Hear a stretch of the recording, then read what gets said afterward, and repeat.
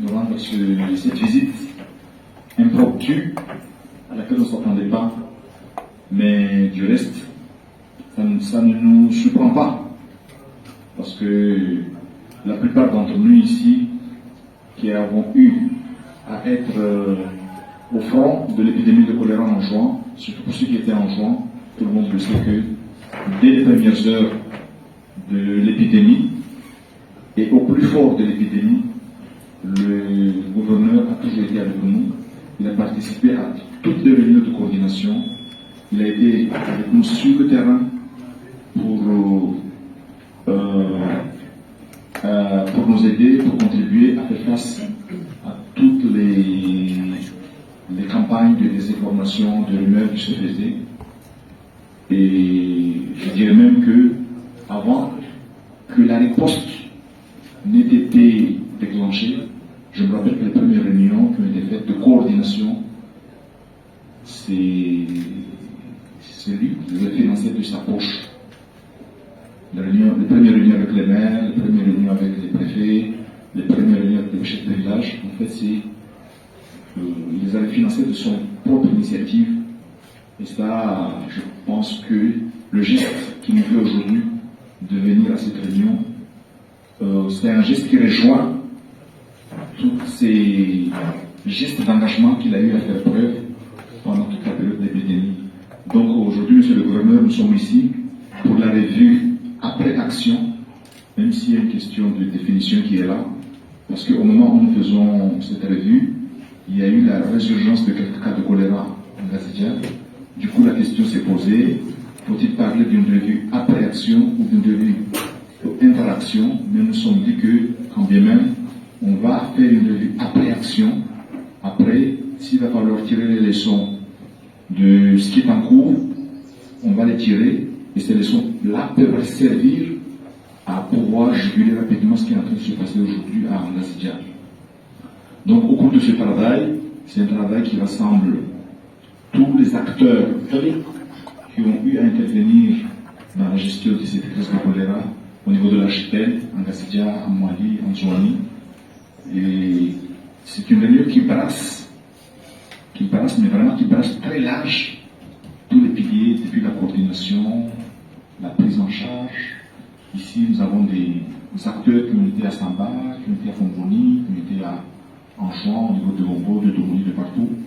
Donc, la coordination, la prise en charge, la PCI, les acteurs qui ont eu à intervenir dans les décontaminations, dans les enterrements dignes et sécurisés, la logistique, mais aussi la question du labo, tous les éléments qui ont eu à contribuer dans la gestion de la crise en matière de labo sont là, les points d'entrée, et je pense que on va fermer l'atelier aujourd'hui, et c'est un atelier, en tout cas on aura des conclusions cet après-midi, mais qui s'annonce riche d'enseignements et de leçons, et nous espérons que ce sont des leçons que nous allons pouvoir nous servir et pour juguler l'éclosion de cas qui est en Gazidia, mais aussi pour faire face à d'autres crises et à d'autres défis, mais surtout, de voir comment tout ce qu'on avait mis en place, comment on peut le positiver et le mettre dans nos capacités de résilience.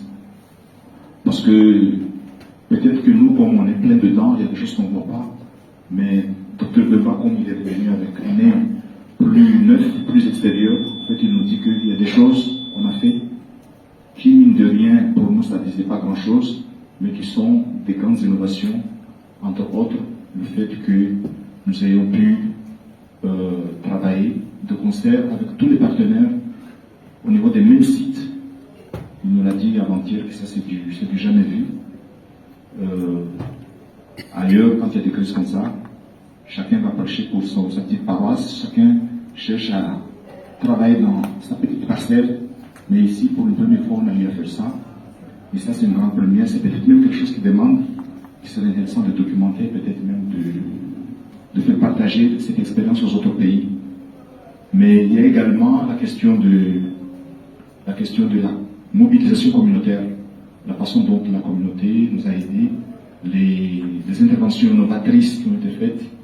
Donc il y a autant de choses positives qui peuvent nous servir et pour le pays, mais aussi pour lesquels nous pouvons nous targuer de faire bénéficier à nos pays, aux autres pays. Dans tout ça, il y a des choses qui n'ont pas fonctionné. Ça aussi, il faut tirer les leçons.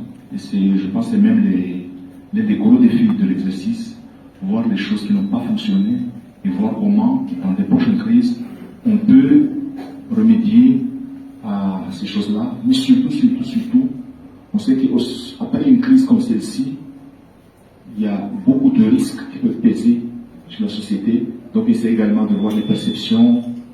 Qu'est-ce que cette crise-là a laissé comme perception au niveau de la population, au niveau des acteurs,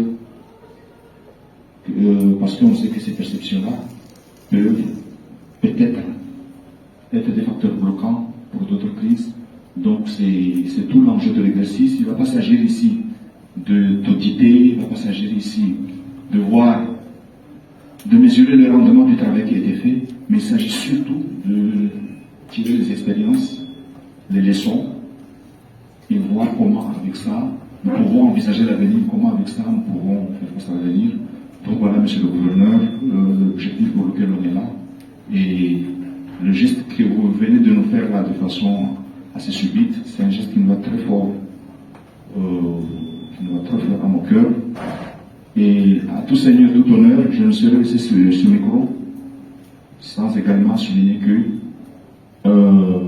monsieur le gouverneur, étant donc l'époux de madame l'ex-ministre, il a été son premier conseiller, et je sais que c'est cette complicité heureuse que nous avons eue qui nous a surtout permis de faire face à cette crise.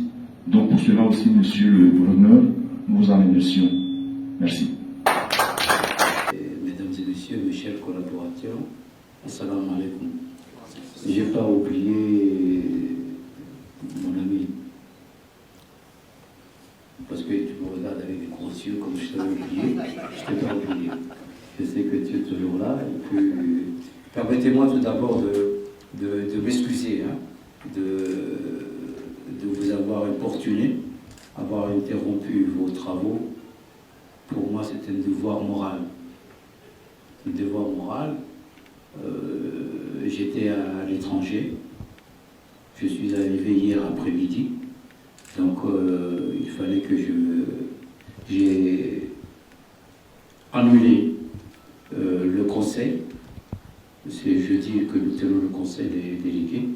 Je l'ai annulé pour que je puisse venir vous dire bonjour. Le titre de ces travaux revus après action de la riposte, si on avait demandé mon avis, bien que je ne sois pas un homme averti dans ce domaine, mais si on avait demandé mon avis, je n'aurais pas accepté ce titre.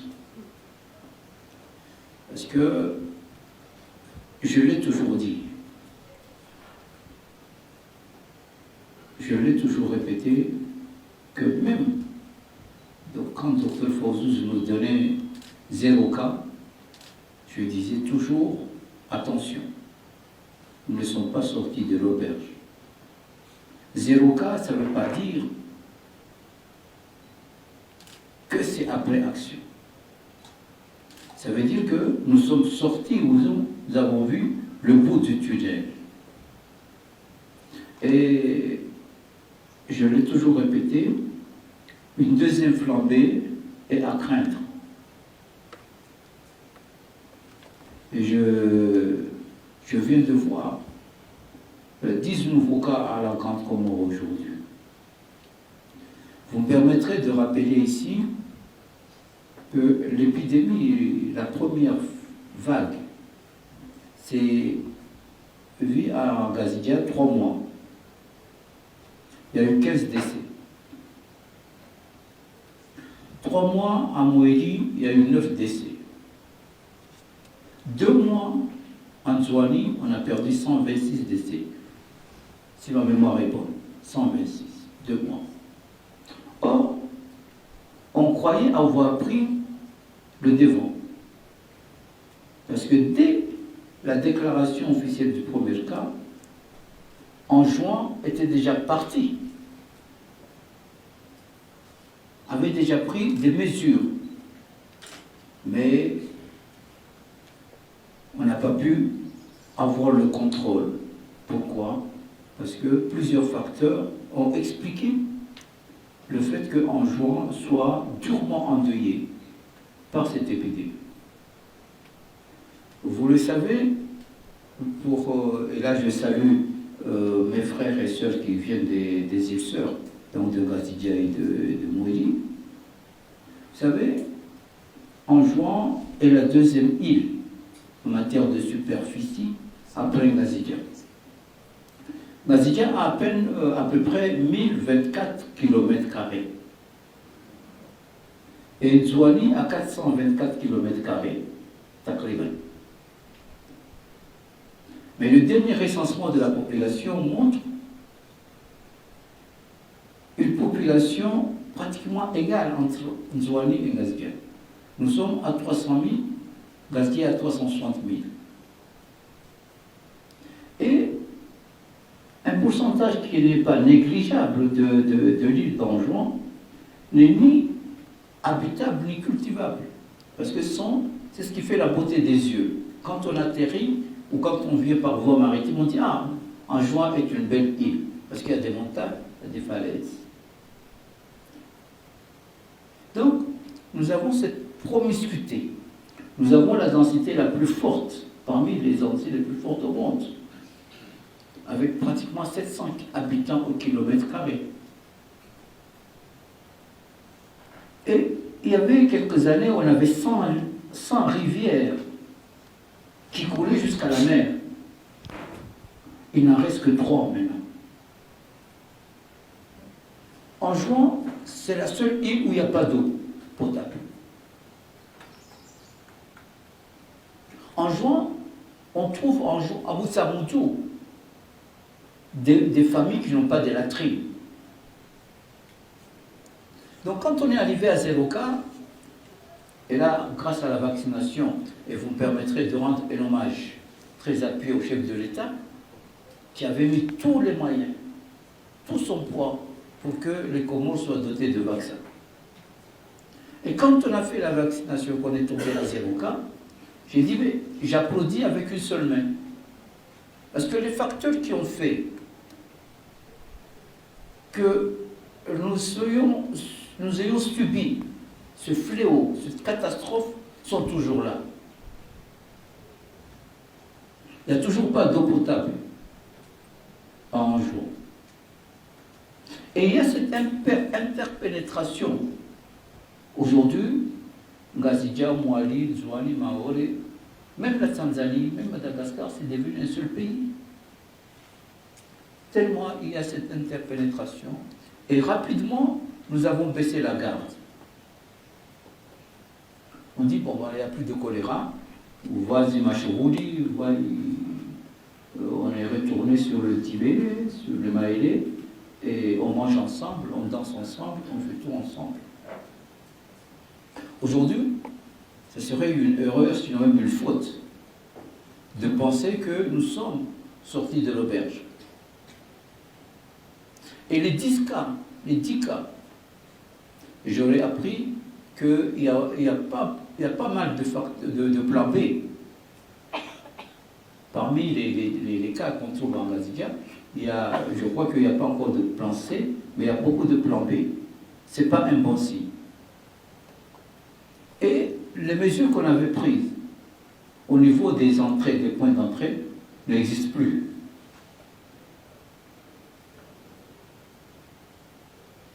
Donc, dire que c'est après action de la riposte, non. C'est une évaluation de la première phase pour pouvoir justement en tirer les leçons et affronter cette deuxième phase, cette deuxième vague. Parce qu'elle est là. Elle est là. Et dire qu'ici en juin, vous me permettrez de saluer le magnifique travail qui a été fait par les agents de la santé communautaire. Je ne sais pas s'ils sont invités ici ou non, mais ce sont des partenaires incontournables. Et la mobilisation de la société civile, les associations féminines.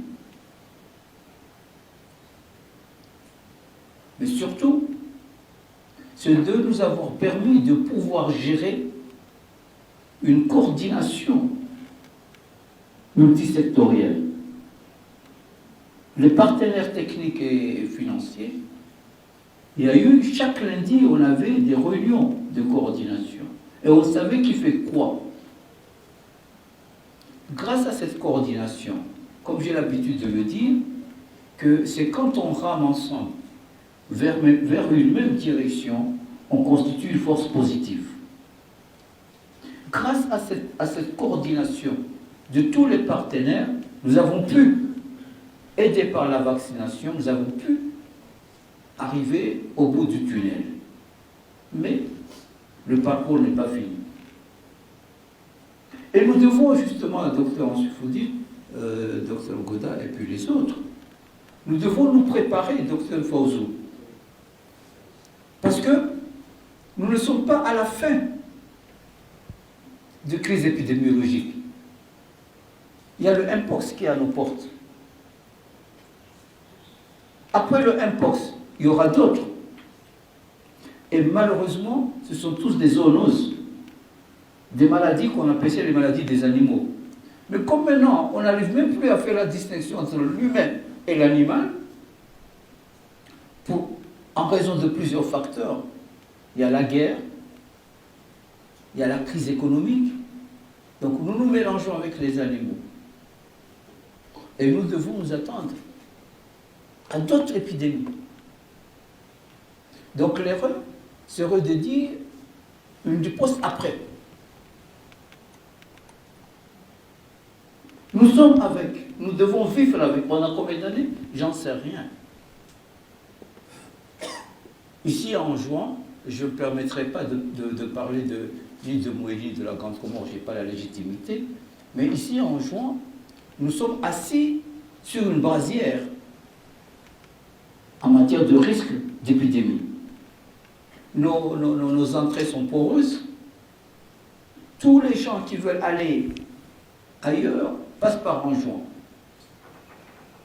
Et ceux qui échouent restent. Ils ne sont pas contrôlés parce qu'ils entrent par des voies qui ne sont pas légales. Donc,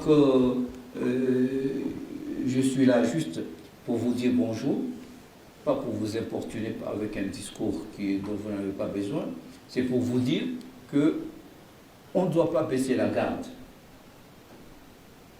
Et la lutte contre une épidémie, c'est une lutte multi- et pluridisciplinaire. Ce n'est pas une affaire des médecins, ce n'est pas une affaire du personnel de soignants, ce n'est pas une affaire des laborantins, c'est une affaire de tout le monde. Quand il y a des réunions comme ça, il faut sensibiliser. Et ça, c'était un point fort de la direction régionale de la santé d'Anjouan, dont je salue.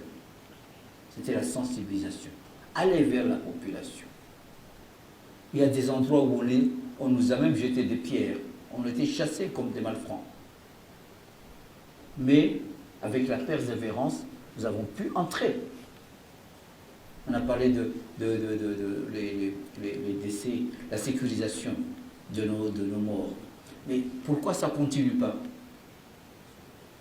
Pourquoi nous avons cessé? Il faut interroger les chefs religieux. Mais chaque fois qu'on fait une toilette mortuaire, il y a un risque. Parce que c'est le seul moment où il y a une pullulation de tous les microbes du décès. Ça pullule. Et nous, on va avec les mêmes habits, on lave les mains, et puis on va à la mosquée pour prier. Puis on va à la maison. Et puis on reçoit les condoléances. Donc on transmet, il y a cette transmission. Donc moi je pense que c'est la sensibilisation. Il faut sensibiliser, continuer à sensibiliser, continuer à naviguer dans la même direction ensemble. Solliciter le savoir-faire de nos partenaires. On peut être un bon médecin, un bon infirmier, et ne pas savoir prendre en charge un cas de choléra. C'est ce qui est arrivé ici. Il a fallu que nos partenaires viennent pour nous montrer comment gérer cette crise. C'était ça ce qui est important. Comment gérer un centre, comment organiser un centre. Donc nous avons besoin de tout le monde. Sur ce, je vous souhaite une bonne fin de travaux et je m'excuse de n'avoir pas pu être là dès le début. Bon, docteur Anchoudi m'avait averti, mais j'étais à l'étranger. Vous êtes à la fin, je vous ai importuné. Je vous ai pris quelques minutes de votre temps. Je vous remercie et je vous souhaite bon courage et une bonne fin de travaux. Merci.